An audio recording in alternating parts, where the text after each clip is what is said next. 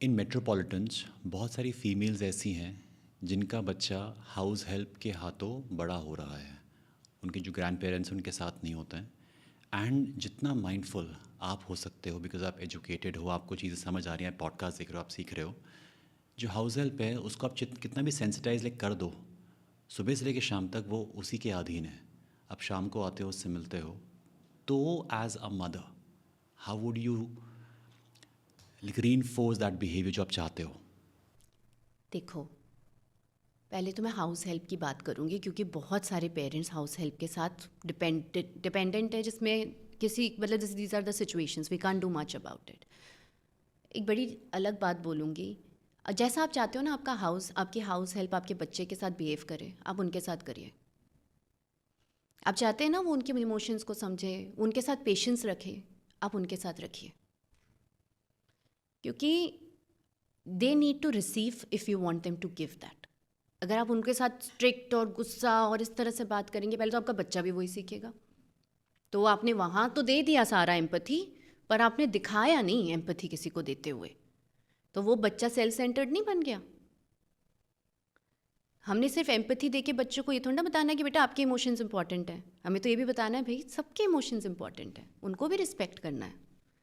सो वो करिए, तो उनको साथ साथ में ट्रेन करिए। Of course, I mean it goes without saying that make sure that the house help is a good person and you observe that and see how your child and they are interacting and they feel safe and everything that goes without saying, I guess, for every parent.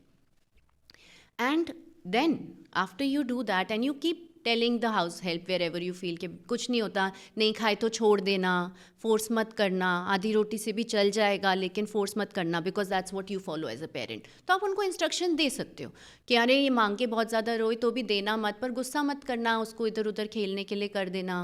मतलब आप अपनी तरफ से simple language में उनको basic चीज़ें थोड़ी थोड़ी अपनी वैल्यू सिस्टम के हिसाब से आप गाइड कर सकते हो. उसके बाद जब आप आते हैं, अब आपका रोल है यहाँ पे, आप आते हैं तो आप कितना अपना वर्कलोड अपने साथ, अपना टेंशन, अपना स्ट्रेस लेके आ रहे हैं, कि आप एक ऐसे एडल्ट हैं जो कि समझते हैं कि अब I need to calm down. Maybe आप कार चलाते हुए अपने ऊपर वर्क कर रहे हैं 5 minutes, you are just focusing on your breathing so that you can calm down and be present for your child. How much are you present when you are there?